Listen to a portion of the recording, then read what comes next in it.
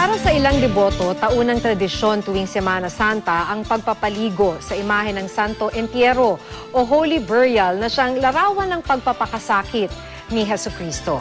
Paniwala nila, nagdadala raw ng himala ang tubig mula sa pinagpaliguan nito.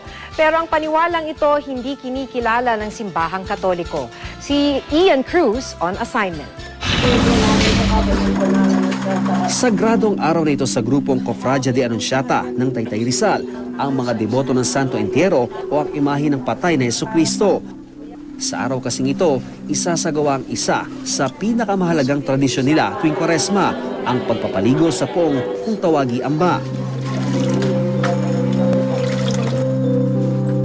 Maingat na pinupunasan ng basang tela ang buong katawan ng amba ng mga hermano at ermana. Ginagawa tuwing pagpasok ng Ash Wednesday tuwing Biyernes, araw ng Biyernes, at ang huli niyan ay ang Biyernes Santo. Ito ay ginagawa upang maipakita sa tao na ang kanyang kalinisan. Ang pinagpaliguang tubig, pinabanguhan at saka ibinuo sa lalagyang may laman ding tubig. Ito ngayon ang inirarasyon sa mga taong halos isang taon ding naghintay makakuha lang ng tubig ng amba na pinaniniwalaang nagdadala ng himala. Yung pinapunasan, nag-i-stack ako sa bahay. Bakit po? Kasi pag minsan yung bigla-bigla na lang may lalagnating, yun lang ang aming pinupunas. Nagkaroon din ako ng sa baga rin ako pagka ikiwinom noon, mawawala yun. Tapos yung nanay ko, na-stroke yun eh. Yun din nga nakapagpagaling sa kanya. Painom po ako ni Tita Arlene. Para daw makapasa sa exams. Nakapasa naman po lahat. Bagamat hindi pa kinikilala ng simbahang Katoliko na tunay nga mapaghimala ang naturang tubig mula sa pinagpaliguan ng amba, hindi naman daw minamasama ng simbahan ang malalim na paniniwala at relasyon ng maraming Pilipino sa poong ito.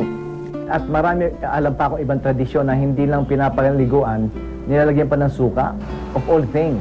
Mahalaga dyan ay yung panata ng mga tao na kasama sila dun sa patay na Kristo. Gaya ng masidihing pananampalataya ng mga deboto sa poong Nazarenong may pasan-pasang krus, marami raw nakasilip ng lakas at pag-asa sa poong narawan ng hirap at pagpapakasakit. Ang kanyang prosesyon tuwing Biyernes Santo ay hindi mailalayo sa dami ng tao nung sa Quiapo na ginagawa sa mahal na Black Nazarene.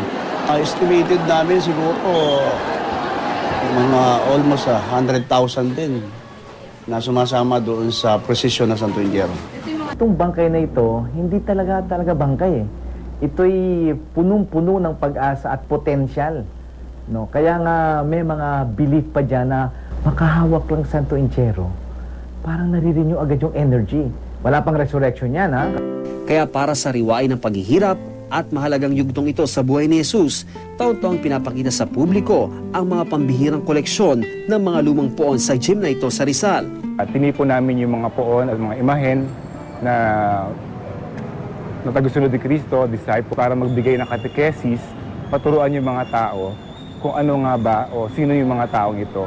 Bukod sa mga eksena bago ipakos sa krus si Kristo, narito rin ang pambihirang larawan umano ng totoong mukha ni Jesucristo na may opisyal na dokumento at selyo ng St. Peter's Basilica sa Vatican City.